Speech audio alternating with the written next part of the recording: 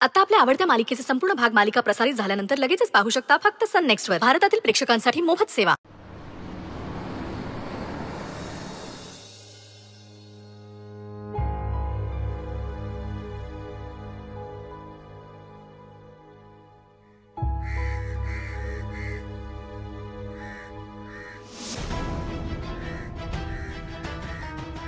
काय झालं?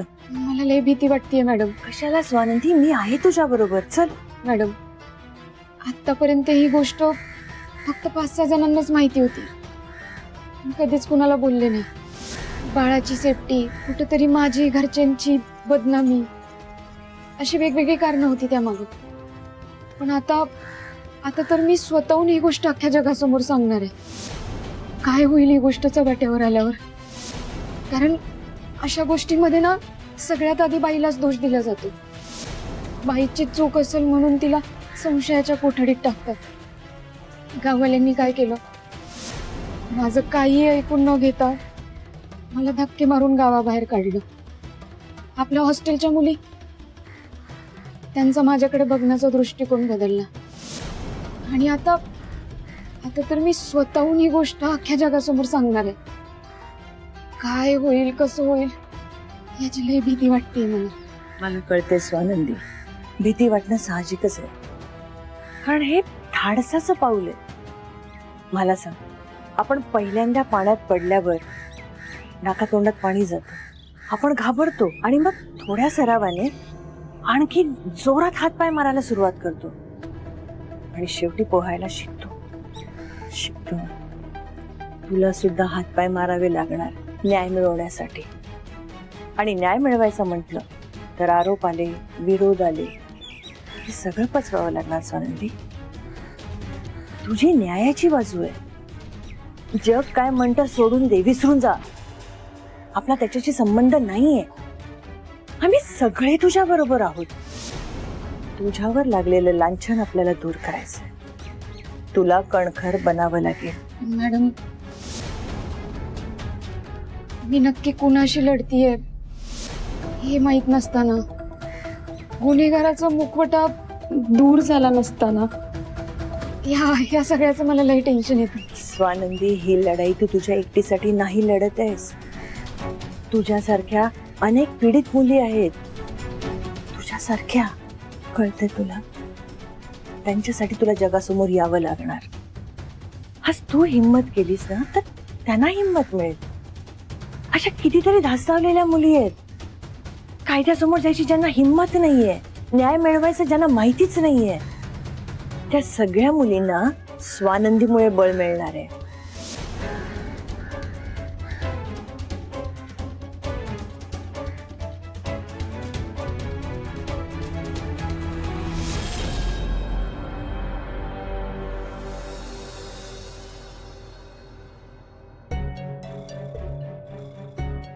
नमस्कार, आम्हाला तक्रार नोंदवायची होती. ओ माने, अहो मॅडमनी सांगितलेली फाईल रेडी केली का? तुमचं काय? तक्रार नोंदवायची. या बसा, या बसा. Be comfortable. बोला, काय तक्रार आहे? अहो घाबरू नका कसा, बिंदास सांगा. काय झालं? चोरी झाली? चोरी झाली? पर्सची चोरी झाली ना? मस्त हाय. सोन्याची चेन चोरीला गेली का? अहो तुम्हाला सांगतो, मुंबईत सोनसाखळी चोरी एवढे वाढलेत ना, अहो नुसतं सुळसुळाट झाला या सोन्याची चेन गी. मग लॅपटॉप, मौल्यवान वस्तू, मग तुम्ही काय इथं बागेत फिरायला आल्यासारखं आलाय का? अहो ही राणीची बाग नाही, पोलीस स्टेशन आहे, पोलीस स्टेशन. तुमची कुणी छेड वगैरे काढली आहे का? तसं असेल तर तसं सांगा, एरिया सांगा. इथले समदे मजनू माहिती आहेत मला. या बघा, हा एक मजनू आता बसलाय, थोड्या वेळानं सरळच करतो याला. तुम्ही फक्त एरियाचं नाव सांगा. एक मजनूला बांबूचे फटके आणत तुमच्या समोर आणतो. फक्त एरिया सांग, सांगा. तसलं काही नाहीये. मला मला वेगळ्या तक्रारीबद्दल बोलायचं. वेगळ्या बोला बोला. माझ्यावर बलात्कार झालाय.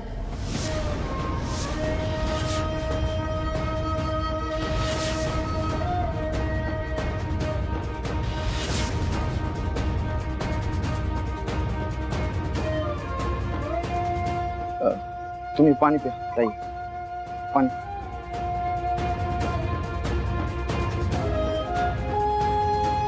कुठं म्हणजे कुठल्या एरिया? तुमचा कुणावर संशय बिनशय? तुम्ही पाणी प्या ना, बरं वाटेल. अहो ताई पाणी प्या, बरं वाटेल, प्या. हे बघा मॅडम, आमच्या मॅडम बाहेर गेलेत. त्या आल्या की तुम्ही तुमची तक्रार त्यांना सांगा. काय केस सेन्सिटिव्ह आहे. तुमच्या मॅडम कोण आहे? अंबिका देशमुख.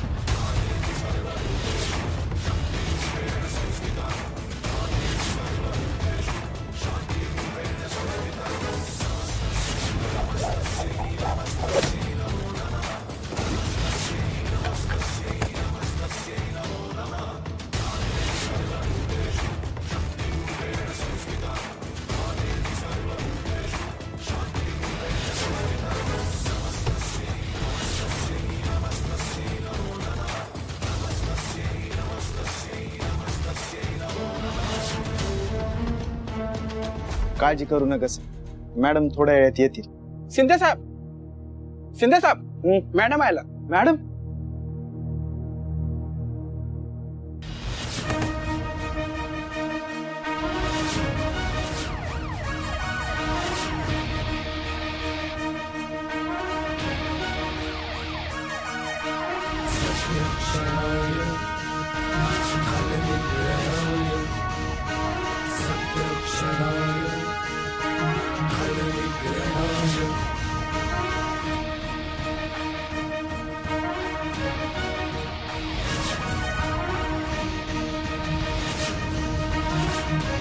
कोळी वस्तीत धुमाकूळ घातला होता याने. मॉर्निंग वॉकला जाणाऱ्या बायकांच्या तक्रारी होत्या, गळ्यातली मंगळसूत्र आणि चेन चोरतायत म्हणून. आत टाकाय ना.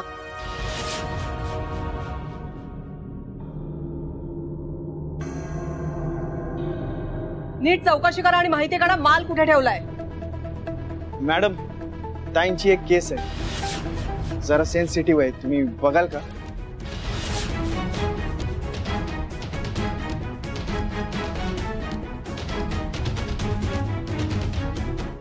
आत केबिन मध्ये पाठवा.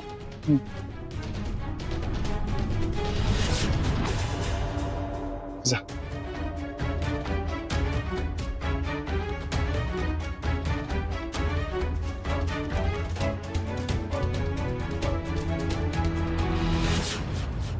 मॅडम आत येऊ? या.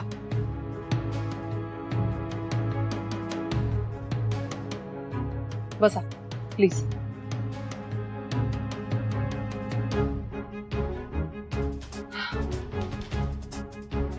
बोला. शिंदे म्हणत होते की तुमची केस खूप गंभीर आहे म्हणून. काय झालंय? जे काही आहे ते बिंदास बोला. तुमच्यासारख्या लोकांना मदत करण्यासाठीच मी या खुर्चीत बसले, हे लक्षात ठेवा.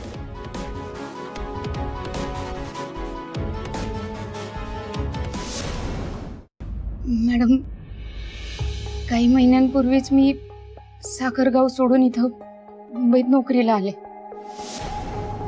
म्हणजे जवळजवळ वर्ष होईल मला तसं. मला बायको हवी, ती बी तुझ्यासारखी सुंदर, आणि तुला तुझं घर सोडवायचंय. माझ्याशी लगीन कर आणि सगळ्यात प्रॉब्लेम मधनं मुक येऊ.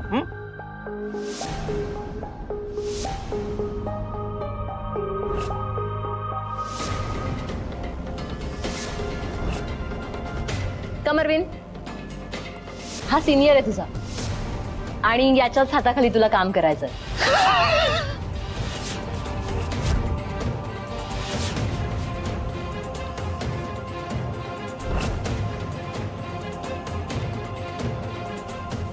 मॅनेजमेंटनं तुम्हा सगळ्यांसाठी एका पार्टीचं आयोजन केलेलं आहे. त्या पार्टीला तुम्ही सगळ्यांनी यायचंय.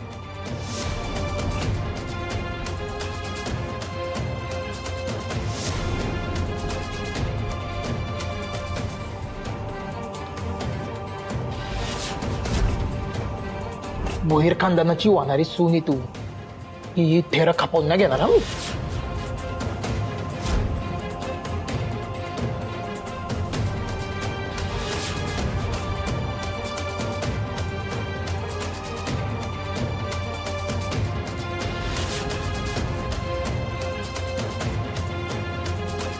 तुझ्या पोटात मूल वाढतंय. 6 महिन्याचा गर्भ आहे. तू प्रेग्नंट आहेस. त्या रात्री बेशुद्ध अवस्थेत बोल की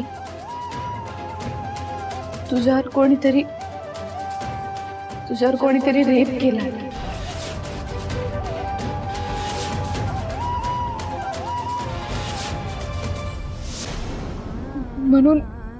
म्हणून आम्ही तुमची मदत घ्यायचं ठरवलं.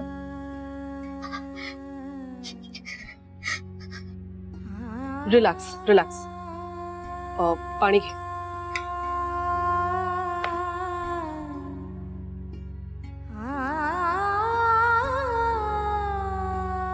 तुला काही चहा कॉफी सांगू? मॅम तुम्हाला? नको, थँक्यू. नाही मॅडम, आम्हाला काही बी नको. आम्हाला फक्त तुमची मदत हवी.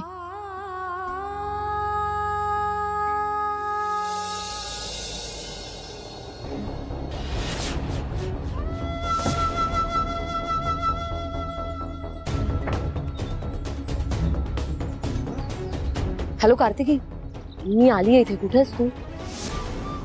मागे मागे कुठे? संचिता, संचिता इकडे ये.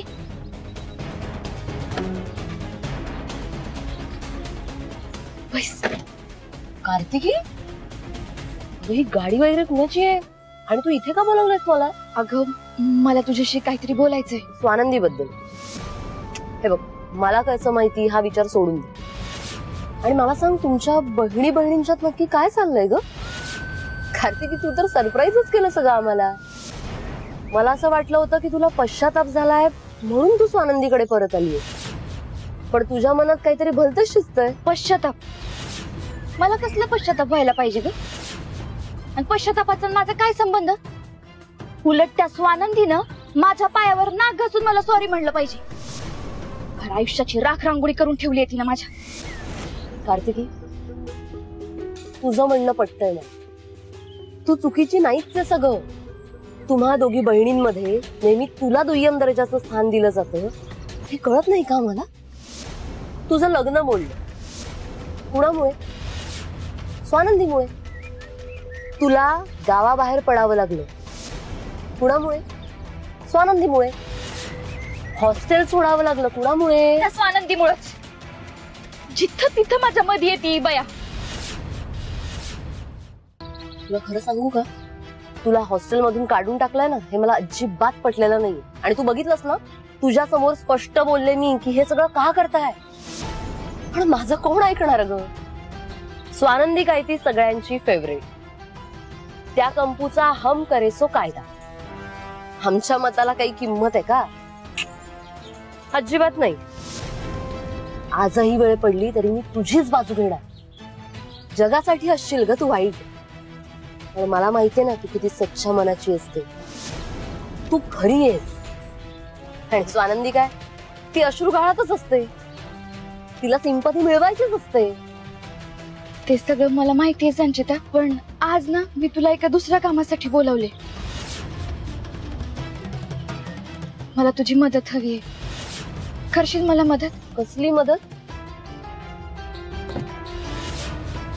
ओ हॅलो, ओ कोण आहात तुम्ही? बाहेर वा, बाहेर वा तुम्ही. असं असं असं ओ, तुम्ही बाहेर वा. कोण मी? मी आहे.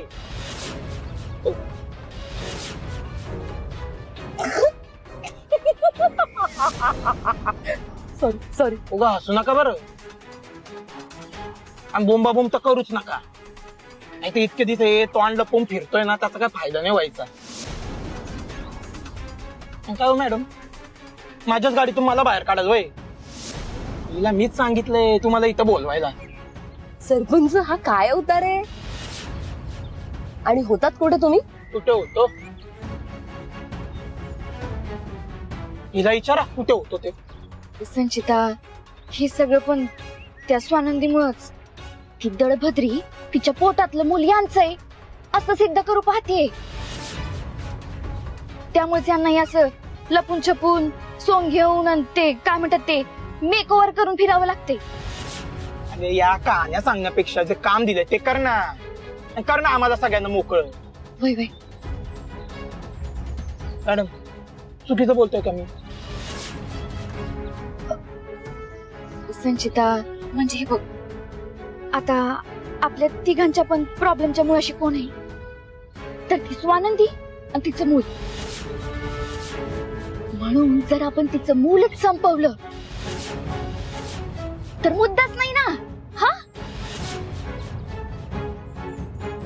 हो, म्हणजे तू हे जे काही करत होतीस हा तुमच्या दोघांचा प्लॅन होता?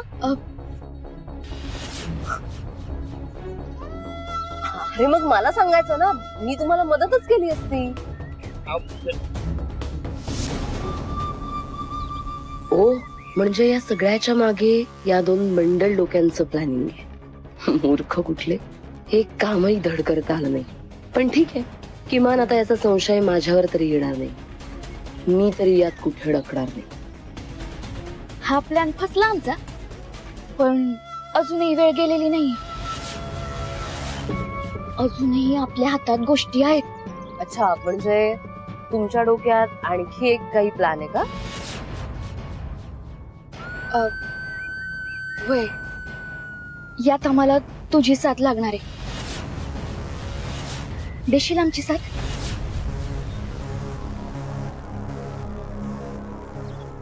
अगं, इतका विचार काय करतेस? तू त्या स्वानंदीचा किती राग करतेस हे काय नजरेतनं सुटलं वे माझ्या. हे बघ, लई चांगली संधी साधून आली. एक काम कर, माझं ऐक आणि आमची साथ दे. सगळ्यांच्या वाट्यातला काटा दूर होईल बघ. ठीक आहे, तुमची मदत करायला मी रेडी.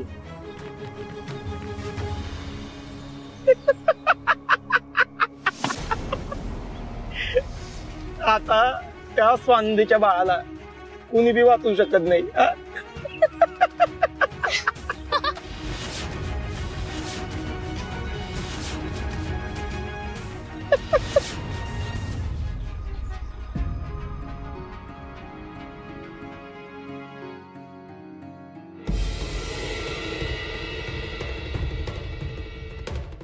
तू सांगितल्याप्रमाणे आतापर्यंत जी घटना घडली आणि त्या घटनेनंतरचा घटनाक्रम लक्षात घेता तुला आणि तुझ्या मैत्रिणींना 3 जणांवरती संशय. 1 गावचा सरपंच, 2 ऑफिसमध्ये काम करणारा अरविंद आणि 3 रमेश.